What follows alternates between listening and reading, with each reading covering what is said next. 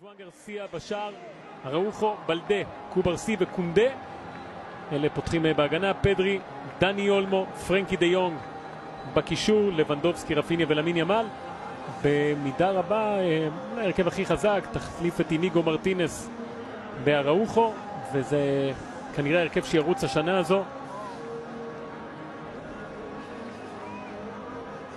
שבצד השני, שוב, השמות המוכרים, אנדרסון אוליביירה, שחקן ברזילאי שהגיע העונה, ג'סי לינגארד, מלך השערים של הקבוצה, וקים ג'ין סו, מספר 22, שחקן הנבחרת, שהיה במונדיאל האחרון, שיחק בכל המשחקים של קוריאה, עם עבר בהופנהיים.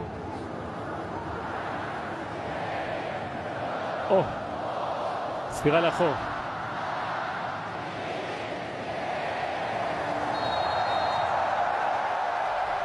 אז יצאנו לדרך. מסירה טובה. אבל יציאה של ז'ואן גרסיה. כדור.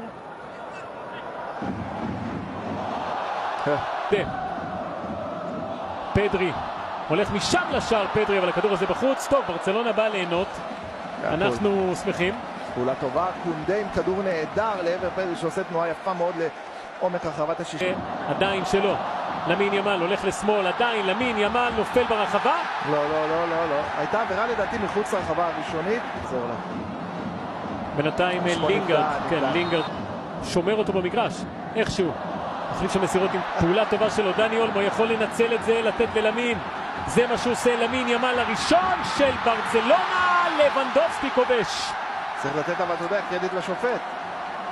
לבנדובסקי חוגג, מחייך, למין מצטרף לחגיגות, אבל כמו שאמרת, הפעולה הכי טובה בהתקפה הזו הייתה של השופט. השאלה, מה עושים? מה עושים? אם כדור פוגע בשופט עוצרים, לא משנה מה. אבל יש פה חסימה, שים לב של השופט, ממש. שים לב פה. הנה. שם לב? כן, ברור. בוודאי, זה... נמצא בקו שמאל. רפיניה עם כדור שהיה מיועד אולי ללבנדובסקי, אבל יוצא החוצה. קונדה לפרנקי דה יונג. שוב קונדה, זה כדור טוב לדני אולמו, אבל לא מצליח להשתלט עליו, זה בידיים של האנג יון מו.